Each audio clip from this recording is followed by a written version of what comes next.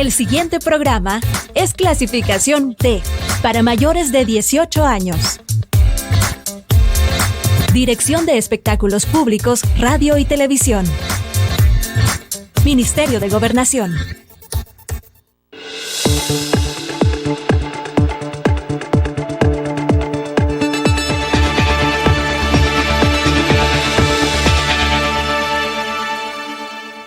Bienvenidos y bienvenidas a una edición más de Temas y Debates. Les saluda Ricardo Sosa. Damos continuidad a la serie denominada Las pandillas en El Salvador, posibles soluciones y recomendaciones al Estado salvadoreño. En esta oportunidad, en ese enfoque multi e interdisciplinario que estamos tratando de proporcionar a usted, amigo televidente, cibernauta y tomador de decisión en el Estado salvadoreño, presentamos al licenciado Gerard Bonsantos, quien es un analista de temas de seguridad y defensa nacional. De igual forma es un escritor, un consultor, una persona que investiga los fenómenos relacionados a la seguridad nacional y la defensa nacional. Licenciado, gracias por aceptar mi invitación. Qué gusto saludarle y reencontrarnos. No, gracias a ustedes y a su estimado público por recibirnos una vez más en estas polémicas que nos han perseguido durante los últimos 30 años. Licenciado, definitivamente nosotros estamos tratando de traer diferentes opiniones, recomendaciones, sugerencias, visiones del tema de las pandillas en El Salvador, porque si hay algo que debemos de tener la claridad es que así como es un fenómeno multicausal, de igual manera las posibles soluciones tienen que ser un abordaje multi e interdisciplinario, y esa es nuestra propuesta al producir esta serie. Usted ha desarrollado diferentes estudios, ha sido un observador de la realidad nacional e internacional. ¿Qué recuerda usted dentro de todo su contexto profesional del origen de las pandillas criminales en El Salvador y cómo hemos llegado al 2022? Bueno, si todos recuerdan, el fin de la guerra fue indudablemente el inicio o de donde partimos con este fenómeno de las pandillas, que si bien es cierto ya existían dentro del marco de lo que fue la guerra salvadoreña, habían sido opacadas porque había cobrado auge entonces una lucha de contrainsurgencia. Pero estas semillas de estas pandillas que se organizaron a fines de los 80 son las que se establecieron después de la guerra. Lo que pasa es que no eran unas pandillas violentas. Yo recuerdo que uno pasaba ahí por el centro y los veía haciendo piruetas, y se conformaban con que uno les diera una cora, $1, o sea, hacían aquellas famosas competencias de baile urbano ahí en las calles, en las esquinas, entre unos contra otros, y lo más eran los escándalos en la noche, ¿verdad? Porque la bebida y el consumo de drogas pues no llevaba a nada bueno. El problema es que también con el término de la guerra comenzó aquella gran cantidad de gente que desde los Estados Unidos eran enviados de regreso, ¿verdad? Aunque hubiesen nacido en Estados Unidos, pero el pertenecer a las pandillas en Estados Unidos y cometer delitos demasiado violentos, Estados Unidos encontró como una manera de deshacerse de ese problema, ¿verdad? Regresándolo a sus países. Y uno de esos fueron los salvadoreños. Estos pandilleros, si bien es cierto, eran de descendencia salvadoreña, nunca habían vivido aquí, ¿verdad? Nacieron y crecieron en Estados Unidos y se adaptaron al sistema de las maras o pandillas en ese país, totalmente criminales, ¿no? Entonces, estos vinieron, encontraron estos otros grupos medio formados y empezaron a hacerse una asociación entre ellos. Estos de Estados Unidos ya trajeron ya no la competencia puramente en ámbitos como el baile, sino que ya hablamos de una competencia criminal, es decir, donde la otra mara es mi enemiga y mi deber es matarlo. Estos aprendizajes vinieron de allá, y entonces los mareros que venían de Estados Unidos deportados empezaron aquí a formar sus propias áreas de influencia, ¿verdad? Como las maras salvadoreñas ya estaban establecidas en ciertos lugares, ¿verdad? Uno de los más populosos fue San Martín, por ejemplo. Después le siguió Soyapango.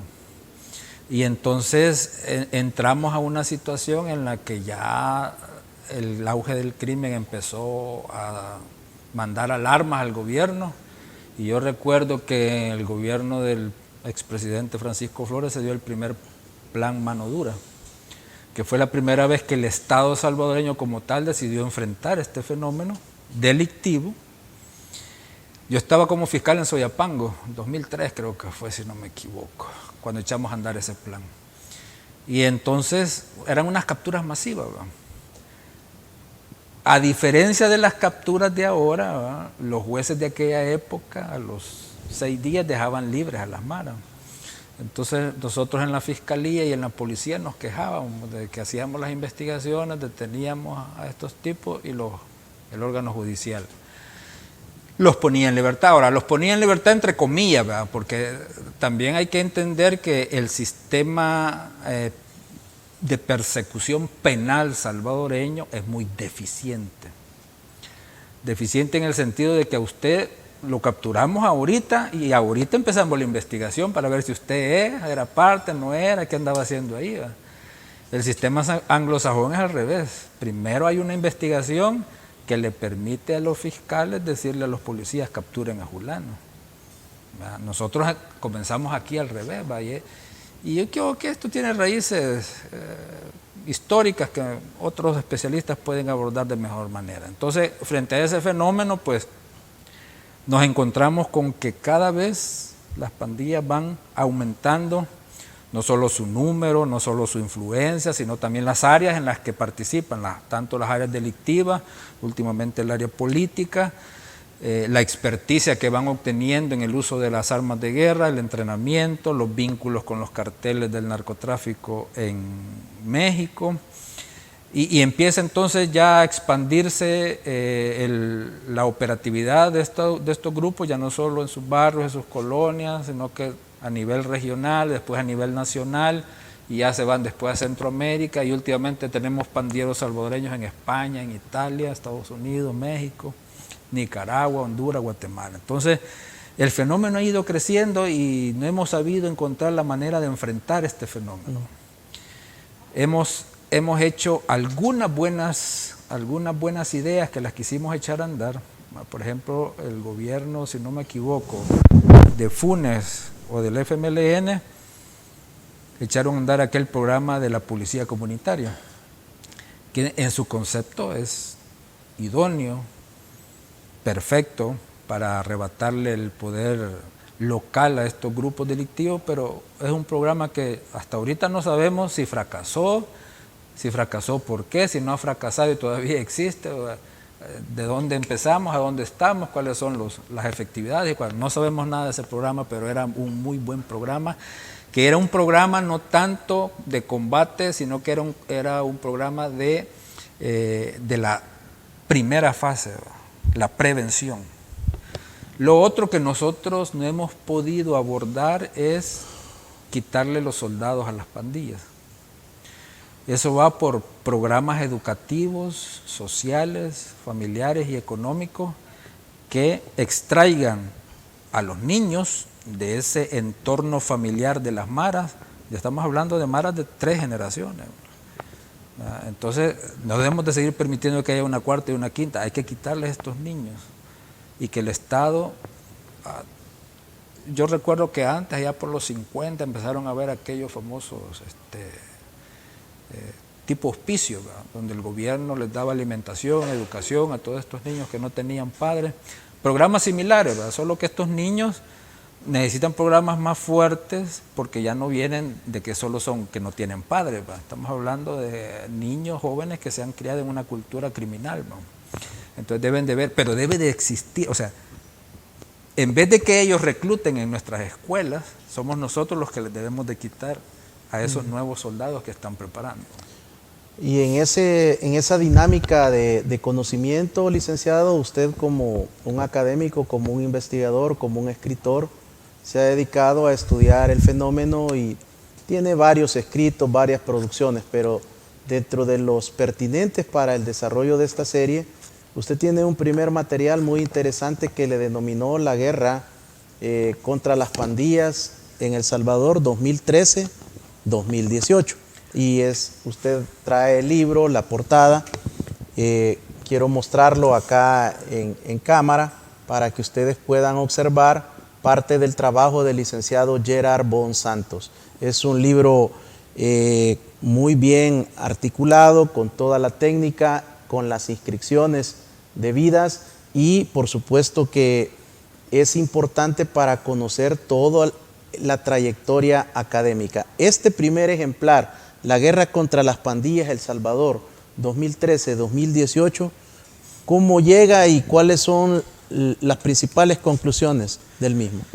Bueno, este libro de hecho es gratuito, se puede bajar digitalmente. Yo no leo digital, así que lo mando a imprimir, ¿verdad? Pero el que quiera tener este libro, pues puede buscarlo en internet, en Google, y lo puede bajar gratuitamente.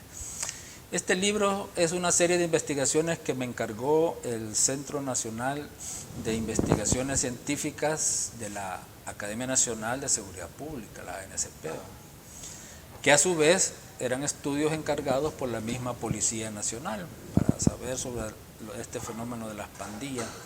Entonces, una serie de académicos nos involucramos en estas investigaciones y aparecieron en una edición de 12 ejemplares, la famosa revista científica de la policía, pero que eran más libros que revistas, ¿verdad? Porque los trabajos eran muy serios. Entonces, yo hice 6 de esos trabajos de investigación, y esos 6 trabajos después los agrupé para sacar este libro, ¿verdad? Y ponerlo a disponibilidad de todos los interesados. Entonces tiene investigaciones muy importantes, no solo sobre la estructuración y la operatividad de las maras, sino que hubo un estudio que hicimos, una especie de prospectiva. Nos ubicamos en el 2015 y dijimos, de aquí al 2025, estos son los principales 3 escenarios que pueden pasar con las pandillas. Y hemos ido avanzando en los 3 escenarios, lastimosamente, ¿verdad? Entonces, no es una de las cosas que, aunque hemos acertado como investigadores, no me dan tampoco satisfacción, ¿verdad? Pero son los estudios que le han permitido a nuestras autoridades abordar de una manera menos académica y más práctica, porque nosotros hicimos las investigaciones sobre el terreno, ¿verdad? Contando con la colaboración de las unidades de inteligencia de la policía y también con apoyo de las Fuerzas Armadas salvadoreñas. Así es que nos deja una enseñanza enriquecedora desde el 2013 hasta el 2018 en cuanto a qué eran las pandillas. Estamos hablando, por ejemplo, ayer decían que 14,000 y algo pandilleros detenidos, ¿verdad? Y nosotros hacíamos la cuenta entre el 2016 y el 2018 de aproximadamente entre 60,000 y 65,000 pandilleros, ¿verdad? Pero con las 2 estructuras. Hay una estructura que tiene como 3 o 4 colaboradores alrededor de ellos, y su estructura familiar. Las personas vinculadas a este mundo de las pandillas en aquella época podíamos andar hablando de los 360,000. No sé cómo estamos ahora, pero esto nos dice de que el problema numérico de las pandillas, a pesar de que desde el 2000 con el expresidente Flores se abordó un combate directo contra ellas, no hemos podido reducir sus números. Estos se van incrementando. Por eso digo yo de que cuando tú preguntas qué es las respuestas, qué es lo que podemos aconsejar, en esa parte de la prevención, ¿verdad? Hay que rescatar lo de la policía comunitaria y hay que quitarle los soldados, los nuevos soldados a los pandilleros. El Estado debe asumir esa responsabilidad con esos niños, esos jóvenes, y darles otro tipo de formación con el tiempo. O sea, los niños de 4 años, 7 años, o sea, están en una época en que todavía son rescatables. Entonces, eso es en la parte preventiva. Pues la parte operativa del combate, lo que nos hace falta a nosotros es entrelazar los diversos aspectos que el Estado conduce. Por ejemplo, No debemos de contentarnos solo con la captura del pandillero, hay que ir sobre su estructura económica, que es lo que le permite a él mantener estos dos ejes, ¿verdad? Porque estamos hablando de que ya el pandillero aprendió a lavar dinero, aprendió a hacerse con todos estos negocios, ya sea con sus mismos dueños, pero pagándole a ellos la famosa renta, o colocando en estos negocios a sus familiares, a sus soldados, y manejando ellos directamente todo este comercio al menudo, ¿verdad? Desde la que vende dulces ahí en una esquina, hasta el otro que ha puesto su champita para vender ropa, lo que sea. Entonces, ellos han aprendido a invertir el dinero que obtienen a través de las extorsiones, en todo este tipo de negocios al menudeo, como dicen algunos, y eso es lo que les ha permitido lavar el dinero. Al conectarse con las redes del narcotráfico, tanto para proveer la seguridad en el transporte, que gracias a Dios El Salvador es muy pequeño y por eso aquí pasan líneas logísticas muy pequeñas, pero los carteles les pagan con droga, entonces es la droga al menudeo que ellos manejan en los diversos territorios, y con el tiempo hemos visto cómo ellos fueron desplazándose a los vendedores o a los que estaban dentro del narcotráfico local salvadoreño. Se pelearon plazas aquí, algunas han salido en investigaciones periodísticas, otras no, pero deberíamos de arrojar luz sobre todo eso. Yo tuve una interesante experiencia observando el crecimiento de su conquista territorial desde el centro de San Salvador, pasando por la Juan Pablo, subiendo aquí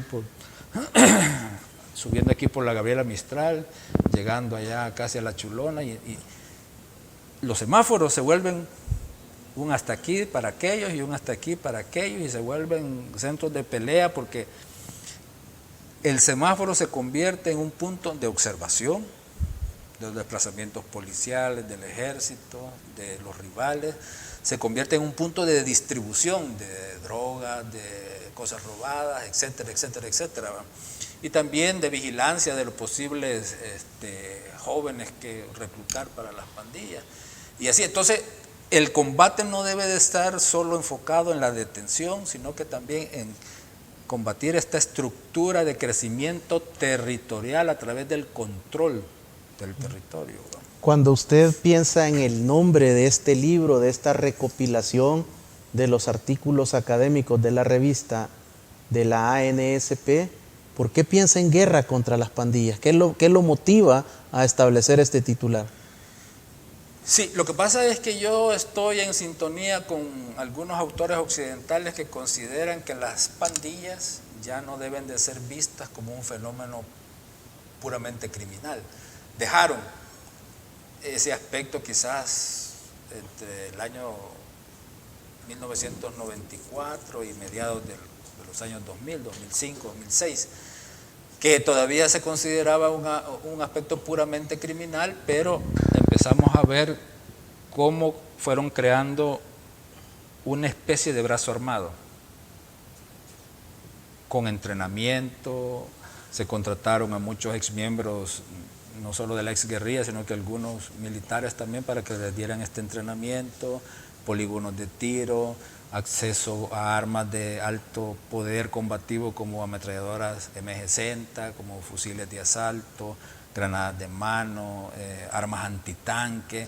Entonces todo esto ha venido cualificando a las pandillas en el sentido de que ya no solo cometen los crímenes puramente en sus áreas, sino que también van creando una estructura que en algún momento pueda defenderlos, esos territorios, del ingreso o de la actividad operativa de la policía y del ejército. Y así es como vimos cómo se fueron disparando las diversas cantidades de emboscadas entre los pandilleros, los policías, el ejército. Fueron intervenidos muchos campamentos y ahí se encontró mucho material fotográfico y de video de este entrenamiento, de esta preparación. Algunas fotos están agregadas en estos estudios, y empezaron las pandillas también a mapear su territorio. Gerard Bonsantos, hacemos un corte y al regresar continuamos con esta interesante disertación de parte de los libros de su autoría, toda esta recopilación de material académico que se preparó por un equipo de investigadores para la Academia Nacional de Seguridad Pública. Regresamos.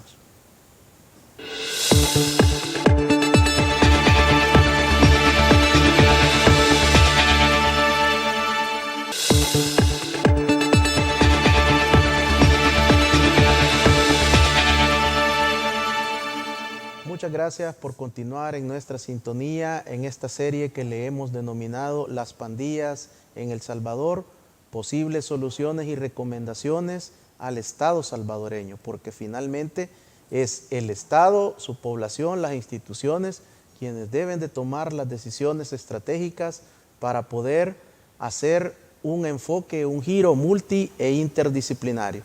Ya el licenciado Gerard Bonsantos nos explica cómo desde finales de los 90 prácticamente ya existía esta situación que lo lleva a hacer una recopilación de diferentes estudios y ensayos académicos, de tal manera que este libro que presentamos en el primer segmento se le denominó La guerra contra las pandillas en El Salvador y nos detalla del periodo 2013 al 2018. Luego viene un segundo material, un segundo libro, que es este, que es propiedad del Centro de Estudios Hemisféricos William Perry.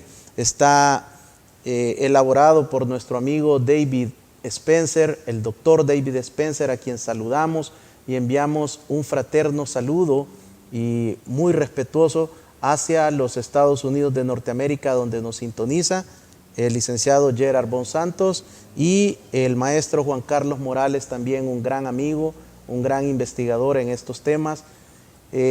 ¿Cómo llega el desarrollo de este segundo ejemplar, licenciado?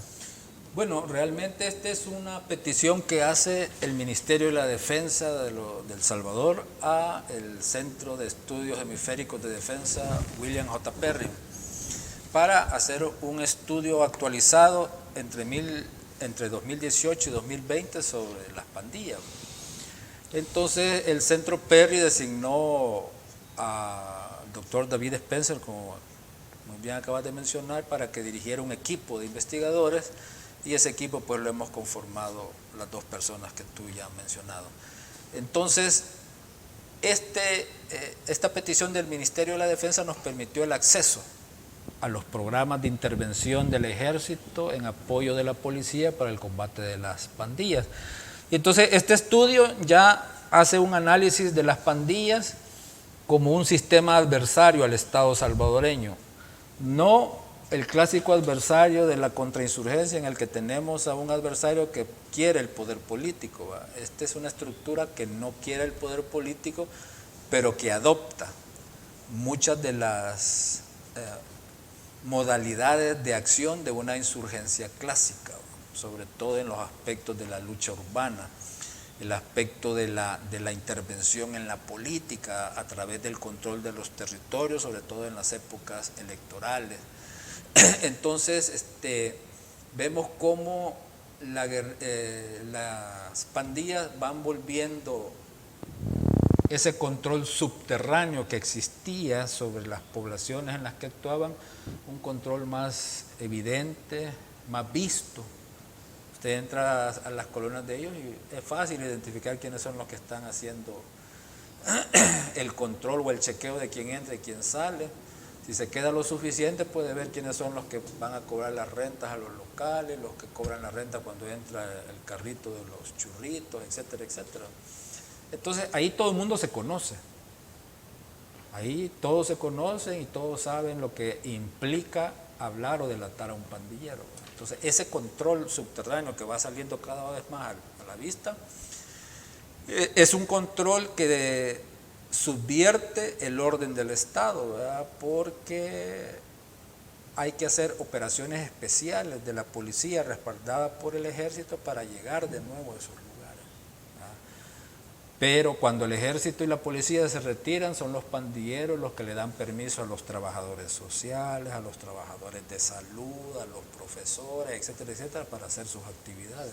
Y ese es un control que no se les ha podido quitar más que por el momento fugaz de la intervención directa del ejército y de la policía. esta es una debilidad del combate a las pandillas y por el contrario va arrojando a las pandillas como un nuevo elemento que cuando ya le agregas la dirección vertical que tienen desde las ranflas para abajo y que incluso pues el ranflero puede dictar la muerte de cualquiera de los jefes intermedios e incluso de sus soldados o pandilleros, cuando ya ves que se agrega un elemento de inteligencia que recaba la información de quiénes son los que viven en esta comunidad, quiénes son parientes de policías, de soldados, de custodios penales, o sea, empiezan a mapear sus comunidades ya con una función estratégica para cuando les piden, miren, hoy tenemos que incrementar, maten aquí, maten allá, no andan matando así, saben a quiénes van a ir a matar, a quiénes van a ir a golpear. Luego, es cierto que no tienen una ideología muy visible, pero sí hay aspectos ideológicos que tienen que ver con esa, para ellos, estructuración familiar, en donde la pandilla sustituye a la familia consanguínea. Entonces, esto les permite también crear reglas de conducta, en las que te dicen, el pandillero puede hacer esto, no puede hacer esto, puede matar aquí, no puede matar allá. Y entonces, todo eso que se ha ido encontrando en las huilas, que son las famosas cartas que se cruzan entre ellos y sus diferentes grupos desde las cárceles hacia afuera, van dando cuando las reunís ya el contexto de un pensamiento estratégico, no estructurado como un plan estratégico que uno está acostumbrado a ver en un movimiento insurgente, pero sí te da líneas gruesas que con el tiempo se van a ir depurando y van a ir formando lo que se conoce como un plan de acción. Licenciado, en este contexto de esta primera y segunda parte del programa, veo dos palabras claras que usted introduce a la discusión y al análisis. Por una parte, guerra, y por otra, un sistema. ¿Cómo puede ser posible que una guerra dure más de 2 décadas? Es decir, o no la estamos enfrentando convenientemente, o esto realmente nunca ha sido una guerra como tal, a pesar de los insumos académicos que usted ha propuesto y ha introducido al debate académico. Pero por otra parte, ¿cómo enfrentamos a un sistema que ya tiene toda una estructura estratégica y de presencia en el territorio? Bueno, recordemos que Estados Unidos hace poco perdió su guerra en Afganistán después de 20 años. Y si nos vamos a la Indochina, pues estamos hablando de una guerra de más de 10.000 días de combate allá. Entonces, las guerras no dependen de su tiempo para decir estamos ante una guerra o no estamos ante una guerra, sino que es por el tipo de desafío. Aquí estamos hablando de un grupo que creció de estructuras eminentemente criminales a una agrupación con presencia internacional que ha sido capaz de retar al Estado en cuanto al control que el Estado ejerce en sus diversos territorios. Claro, hay diferencias, como ya lo hemos dicho, ¿va? Las pandillas no quieren sustituir al gobierno, pero es claro que en los territorios que ya están afincados no los van a dejar. Fíjate que ellos, cuando la policía y el ejército llegan a un lugar y detienen a todos los pandilleros y se los llevan, los jefes de sus clicas inmediatas o de sus programas lo que hacen es llamar pandilleros de otros lugares y traerlos, porque esas plazas nunca las van a abandonar. Y si estamos hablando de 65.000 pandilleros y 350.000 por todo, allá en el 2016, 2018, ¿de cuánto estaremos hablando ahora? Entonces, por eso hablamos de una guerra, porque el desafío que se presenta al control del Estado, a la soberanía del Estado, es claro, ¿verdad? Estamos hablando de aquel concepto básico de la población, el territorio y las leyes, pero ya el territorio lo estamos perdiendo en ciertas áreas. Toca. Ahora, las medidas, bueno, hemos estado hablando de las medidas preventivas, ¿verdad? Quitarle a los soldados, aumentar o volver a darle vida al programa del policía comunitario. Este ataque frontal que ahora el Estado está haciendo contra las estructuras pandilleriles, hay que acompañarlas hay que quitarles los medios económicos, hay que quitarles la comunicación que tienen con las estructuras del narcotráfico regionales, Hay que crear leyes que nos permitan quitarle los activos productos del lavado de dinero y debemos de tener ya claro que tenemos que lidiar con el componente familiar. ¿Qué vamos a hacer con ellos? Los vamos a mandar a programas reeducativos, a haciendas agrícolas donde las vamos a tener que tener por X periodo de tiempo, no sé, ¿verdad? Ahí los especialistas en esas materias, pero todo de una vez, no por poquito. Hoy vamos aquí, dentro de 2 años vamos aquí o no. Es un plan continuo, sorpresivo y continuo, de una vez. Y tenemos que preparar la otra parte que es, ¿verdad?, qué vamos a hacer con esta gente después de que cumplen sus penas. ¿Qué vamos a hacer con los familiares después de 2 o 3 años de estar en estas granjas agrícolas, digámoslo, entre comillas, ¿va? O de estos niños que terminan después graduándose de 9º grado de bachillerato en las instituciones estatales?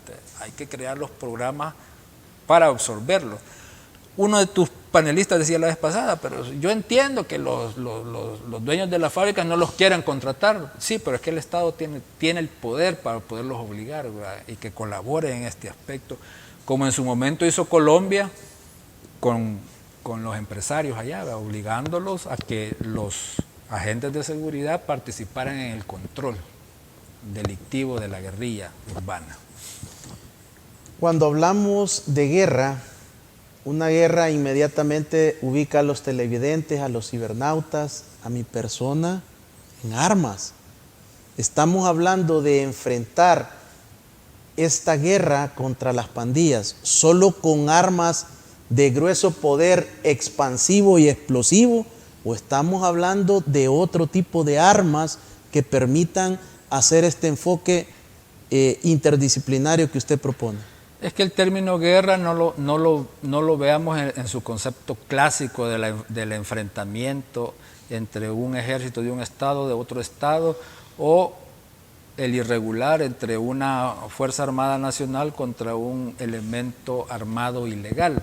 No es esa clásica guerra. Usamos la palabra guerra en el sentido de que es una organización que tiene una estructura criminal, pero esa estructura criminal ha construido un brazo armado. Esa estructura criminal creció y su influencia ahora no solo es criminal, sino que también es política. Además de eso, empezó a tecnificar sus finanzas, a utilizar las drogas, a utilizar el lavado de dinero, a utilizar la prostitución o las redes de prostitución regionales como vehículos para obtener ingresos, para aumentar su presencia, su conexión. Entonces, la guerra significaría enfrentar todos estos fenómenos en sus diferentes áreas, ¿verdad? A los grupos armados, pues como lo estuvo haciendo durante mucho tiempo la policía y el ejército, la estructura económica, pues, y el lavado de dinero. Hubo un tiempo aquí en que la fiscalía dio buenos golpes, te acordarás que se decomisaron moteles, carguas, ventas de carros y una serie de aspectos económicos, pero hasta ahí llegamos. No, hay que mantener esa guerra, entre comillas, a todos esos aspectos. Quitarle los soldados, pues sí, en una guerra tú le quitas el soldado al enemigo matándolo, hiriéndolo, capturándolo. Aquí no vamos a hacer eso, ¿verdad? Aquí le quitas el soldado sustrayendo a los futuros mareros, a los niños, y llevarlos a un ambiente controlado y seguro en el que el Estado pueda hacer su trabajo educativo, formador y rescatarlo. Entonces, cuando tú le quitas toda esta generación, ¿cómo va a crecer la pandilla? Parece que el brazo armado no sería tanto el problema, sino toda la dependencia de esas cantidades que usted hace al fenómeno de la aproximación de la dependencia o del beneficio que la estructura está proporcionando. Y esto ya no es armas, estamos hablando de un sistema de vida, de un estilo de vida, donde yo prefiero ser parte de esta estructura porque me beneficia, no trabajo y recibo X cantidad de dinero o de beneficios. Es que exactamente eso es. El componente paramilitar en las pandillas es muy pequeño, todavía. Estamos a tiempo de poderlo destruir. es el otro componente que tú has señalado, el que se nos expande en gran medida, y ahí tenemos los millones de dólares que obtienen a través de la renta, a través de la extorsión, a través del secuestro. Bueno, el sistema de buses urbano e interdepartamental son sus rehenes favoritos. Entonces tenemos que trasladar nuestra guerra a esas estructuras, al cómo quitarle esa... Yo recuerdo que el ex ministro Munguía Payés, que por cierto ya está detenido, había puesto soldados en los buses. Hoy hubo un problema y una de las rutas fue intervenida militarmente. En la época de la guerra, el servicio de buses, el servicio de agua, el servicio de energía eléctrica se podían militarizar. Entonces, valdría la pena estudiar si podríamos hacer lo mismo para por lo menos abstraer a estos sistemas de seguirles proporcionando dinero a estas estructuras criminales. Y entonces ahí es cuando hablamos de también ir sobre la economía en la que están fundamentados los ingresos de las pandillas, ¿verdad? Y todo debe ser simultáneo. Es que esta es la cuestión, ¿verdad? Todo debe ser simultáneo. O sea, cuando hablamos de que, miren, ¿te acordás que en el gobierno de Sánchez Serén se decía, bueno, es que vamos a llevar a la educación, vamos a llevar la salud, vamos a llevar la inversión social, también con la intervención de la policía y la policía comunitaria? No sabemos qué pasó con esos planes, a dónde están. Y no sabemos si ahora en los planes controles territoriales estos componentes también se aceptaron para intervenirlos o quedaron a un lado. No sabemos.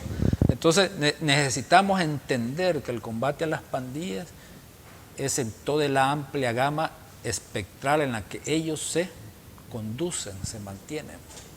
Ninguna área tiene prioridad. Desde el enfoque o de la propuesta recomendatoria de su persona es una integralidad, todas las áreas atendiéndose de manera simultánea para ir generando ese debilitamiento a la estructura, pero también al poder de convencimiento o de reclutamiento que puedan tener para las personas que por diferentes circunstancias desean ingresar. Sí, lo que pasa es que aquí vamos a los contextos. Estamos ahogados del crimen. Entonces, la primera embestida es la que está haciendo el gobierno actualmente. De frente contra la estructura permanente, es decir, el pandillero. Pero si tú no abarcas todo el otro espectro, este impacto numérico sobre la estructura de la pandilleril no se va a poder mantener en el tiempo y el espacio. Importante esta segunda aproximación con el licenciado Gerard Bon Santos. Al regresar, más sugerencias, más recomendaciones, más propuestas de parte de nuestro invitado a los tomadores de decisión del Estado salvadoreño. Regresamos.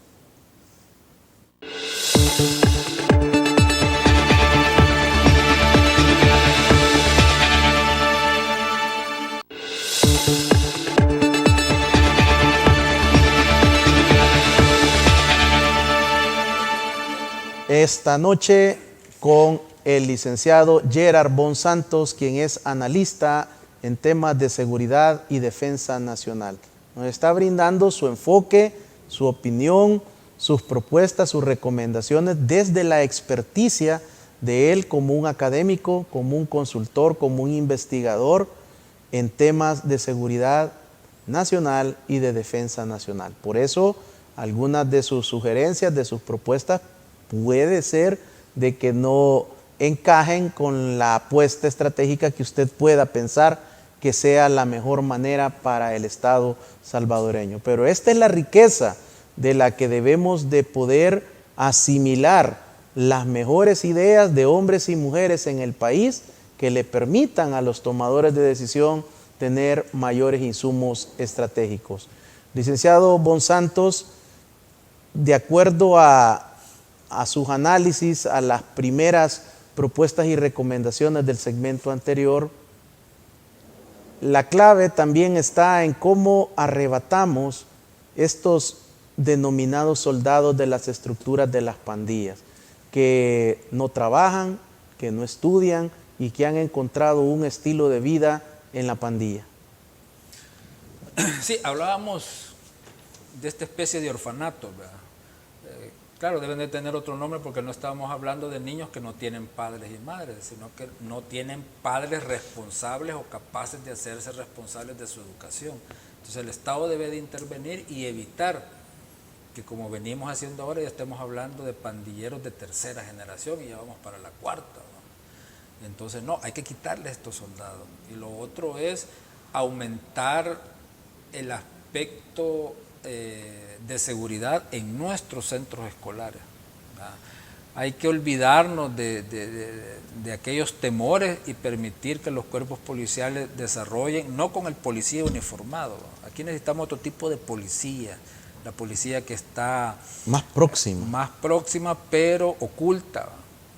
Acuérdate que los pandilleros también están ocultos, ellos buscan los momentos fugaces, propicios para hacer el levantamiento de los nuevos soldados dentro de los centros escolares, sobre todo de los centros escolares urbanos y semiurbanos. Entonces el policía debe de permitírsele también actuar en esa lucha de incógnito, ¿verdad? Como hacen en España, como hacen en Italia, ¿verdad? Esa medida nos permitiría a nosotros, claro, son medidas que deben estar respaldadas por la ley, quitarle de una vez por todas los futuros soldados a las pandillas. Luego tenemos el aspecto familiar. Sé que suena muy duro, pero es una realidad, ¿no? Tu mamá no te va a entregar, aunque sepa que has matado a 4, que has descuartizado a 6, no te va a entregar. Tu esposa, las famosas jainas, tampoco, ¿va? Lejos de eso, ella es la que te va a guardar el arma, la cuchita. Entonces, es una realidad que debemos de enfrentar no con medias tintas y tampoco no los podemos tener encerrados, ¿no? ¿Qué va a pasar con estos casi 100,000? No, debemos de encontrar, por eso yo hablaba de estos lugares como las granjas agrícolas que te pueden permitir trabajo. El trabajo dignifica, pero además te permite sustituir la entrada de dinero que tenías como parte de la estructura de las pandillas, ¿verdad? O como colaborador en las pandillas. Y al final de esto se resumen las cuestiones como la de el cobro de la renta, ¿verdad? Cómo sustituimos el factor económico dentro de las pandillas para sustraerlo de la actividad criminal. Tal vez no podamos con las pandillas en sí, pero trabajemos entonces la familia. Si tú les quitas los soldados, si tú les quitas la familia, ya nos enfocamos solo en el otro grupo, donde están 3 o 4 que son sujetos jóvenes que están por ingresar a la pandilla y que un pandillero toma como responsabilidad y que es el que les da el entrenamiento, y como parte de ese entrenamiento pues ellos colaboran con el pandillero, ubicando personas, etcétera, etcétera. Si nos ubicamos en esto, golpeamos su economía, golpeamos las actividades criminales como el lavado de dinero, la prostitución, las líneas de narcotráfico y todo eso, al mismo tiempo y con la misma contundencia con que hoy estamos deteniendo a los pandilleros, tenemos esperanza, porque aquí estamos hablando de esperanza. Seríamos quizás el primer país con la posibilidad de ganarle una guerra a las pandillas. No lo ha podido hacer Honduras, no lo ha podido hacer Guatemala, no lo ha podido hacer México, no lo ha podido hacer Italia, no lo ha podido hacer España, ni mucho menos Estados Unidos. Nosotros tenemos esa posibilidad. Y quiero decirte, tenemos el mejor cuerpo policial de la región, el más tecnificado, el más cualificado y con una rica experiencia en combate a las pandillas. El mismo FBI y muchos sheriffs de condado han venido aquí a observarnos cómo combatimos a las pandillas. Así que sí tenemos la oportunidad.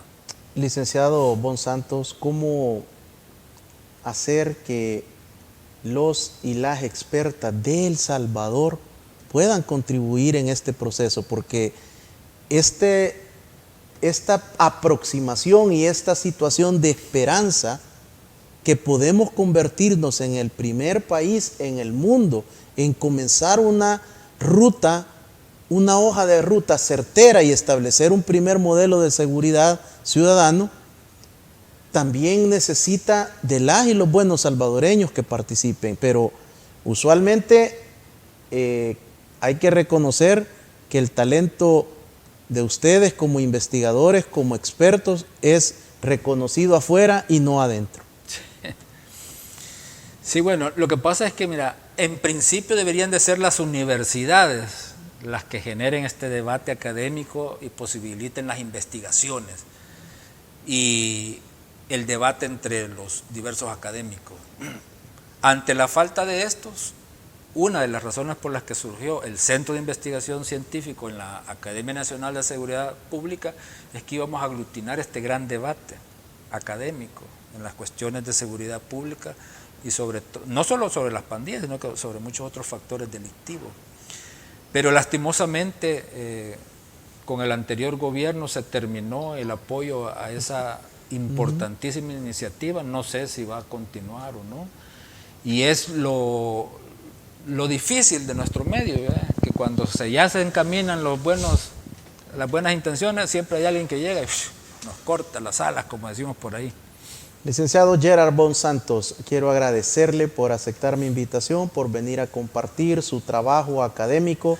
Estos libros están respaldados por organizaciones académicas nacionales e internacionales y reflejan parte del esfuerzo de un grupo de hombres y mujeres con talento, con capacidad, con experiencia, y por supuesto un saludo nuevamente al doctor David Spencer hasta los Estados Unidos de Norteamérica, al Centro de la Defensa William J. Perry. Gracias por sus conceptos, por sus aportes, y esperamos pues que los tomadores de decisiones las tomen muy en cuenta. Bueno, gracias a ti por la invitación, a tu estimado público por haber estado con nosotros hasta ahora, soportándonos, y hasta la próxima. Así, el licenciado Gerard Bonsantos, analista en temas de seguridad y defensa nacional.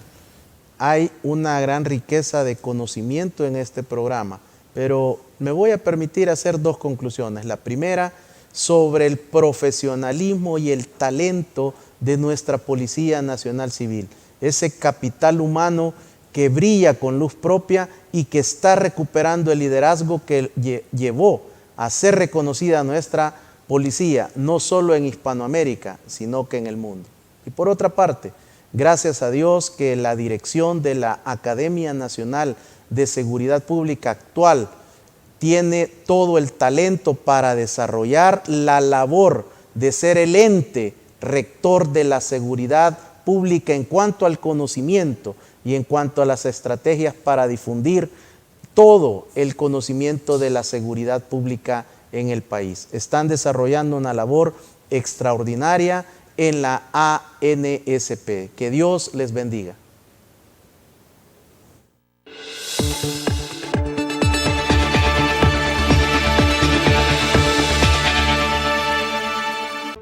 Los conceptos vertidos en el programa anterior son responsabilidad directa de quien los emitió. En ningún momento representan la línea editorial de esta estación televisora.